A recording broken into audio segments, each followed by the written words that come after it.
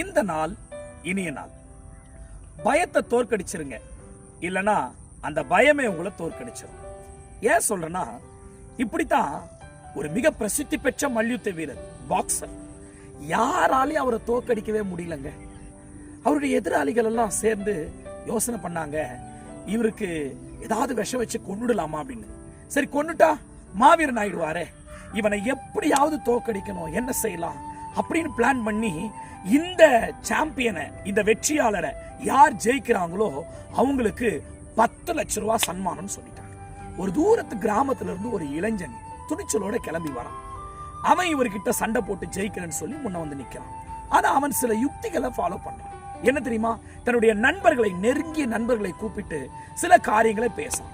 என்னன்னு பேசினா, முதலாவது ஒரு நண்பரை அவர் வீட்டுக்கு அனுப்பினான். போய் காலிங் பெல் அழிச்சு ஒரு பூங்கொத்தை எடுத்துட்டு போய் கொடுத்து, அவர் திறந்த உடனே அவரை விஷ் பண்ணி, சார், நான் உங்களுடைய மிகப்பெரிய ரசிகன், உங்களுடைய எல்லா போட்டியும் பார்த்திருக்கேன் அப்படின்னு சொல்லி அவர்கிட்ட பேசிக்கிட்டு இருக்கான். அவரும் ரொம்ப நன்றின்னு பேசிட்டு இருக்கும்போது, என்ன சார் உங்களுக்கு இப்படி மூச்சு வாங்குது, உடம்ப பார்த்துக்குங்க சார் அப்படின்னு சொன்ன உடனே அந்த மல்யுத்த வீரனுக்கு, நமக்கு ஏன் மூச்சு வாங்குது, ஏன் இப்படி சொல்றான் அப்படின்ற ஒரு எண்ணம். இன்னொரு நாள் நடைபயிற்சி போயிட்டு இருக்கும் பொழுது இன்னொரு நண்பரை அனுப்புறான்.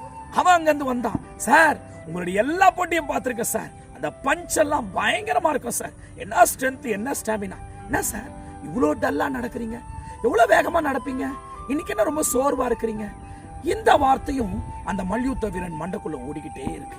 கடைசியா போட்டியின் நாள் வந்தது. சேலஞ்ச் பண்ண இளைஞனும் வந்து நிக்கிறான். கடைசியா ஒரு நண்பன் அனுப்பினான். அந்த நண்பன் அங்கிருந்து வந்து அவர்கிட்ட வாழ்த்து சொல்லிட்டு, சார் இன்னைக்கு நடக்கிற போட்டியில நீங்க தான் சார் ஜெயிக்க போறீங்க அப்படின்னு சொல்லிட்டு அவருக்கு கை குலுக்கணும்.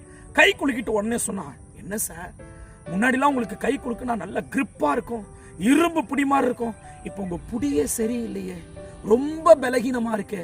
அவ்வளவுதாங்க. அந்த பிரசித்தி பெற்ற மல்யுத்த வீரனுக்கு நடந்த எல்லாவற்றையும் வச்சு உள்ளுக்குள்ள ஒரு பயம் வந்துருச்சு. போட்டியை தொடங்கி சில பல தாக்குதல்கள் செய்தாரு.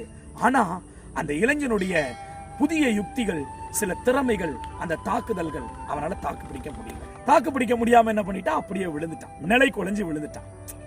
இப்போ இந்த சுற்றி இருக்கிற எல்லாரும் யோசிச்சு பாக்குறாங்க, எப்படி அவ்வளோ பெரிய பிரசித்தி பெற்ற மல்யுத்த வீரனை இவன் ஜெயிச்சான்றதுக்கு ஒரே ஒரு காரணம் தான். ஏன்னா அவனை மனதளவுல இவன் பலவீனமாக்கிட்டான், பயமுறுத்திட்டான், நெகட்டிவ் தாட்ஸ் அவனுடைய மைண்ட்ல வச்சுட்டான்.